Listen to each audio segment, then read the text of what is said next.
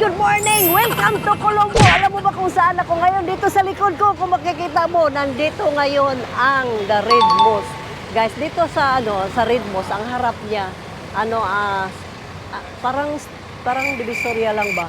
Ang marami kang makikitang mga anik-anik, mabili. Ano to? Fita? Yun na fita. Ang kung saan makikita mo yung Red Moss. Nakita mo naman guys, ang kagandahan ng Red Moss. Akala ko nga, Red Moss. Yung pala. Guys, ito palang hallway na to, itong hallway na to.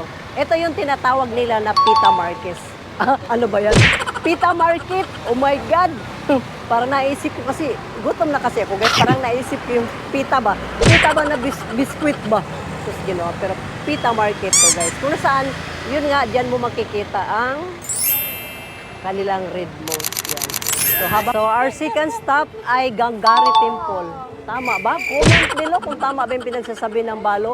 Gangari Temple. Kung narinig nyo guys, medyo maingay na sa loob, no? Hindi ko alam kung anong kinakalimbang-kalimbang nila ngayon dyan. Pero para malaman natin, pasukin natin yan sa loob. Yan. Sa mga nakapunta dito guys, comment na yung sinasabi ko kung tama ba. Gangari Temple. Ito Sarah. What's she doing? What's she doing?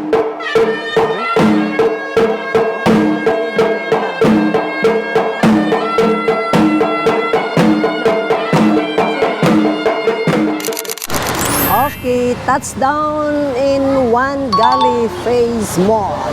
So dito kami ngayon magchibug-chibugan sa init ng panahon. Tayo naman ngayon ay magpalamig. Yan. Ito yung mall dito guys. The One Galley Phase. Isang mukha. Dito tayo magla-lunch. Yan, sa mall. What's in the top? Top of the world.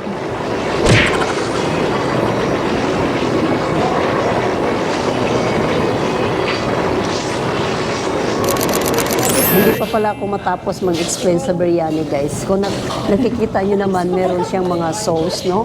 So, merong spicy, merong sweet, merong honey, merong sour. Yan. So, nasa iyo na yan kung anong sauce ang pipiliin mo dyan. Kasi hindi ako mahilig sa mga sa mga maanghang. So, mamili lang ako sa yung kaya lang ng aking tummy.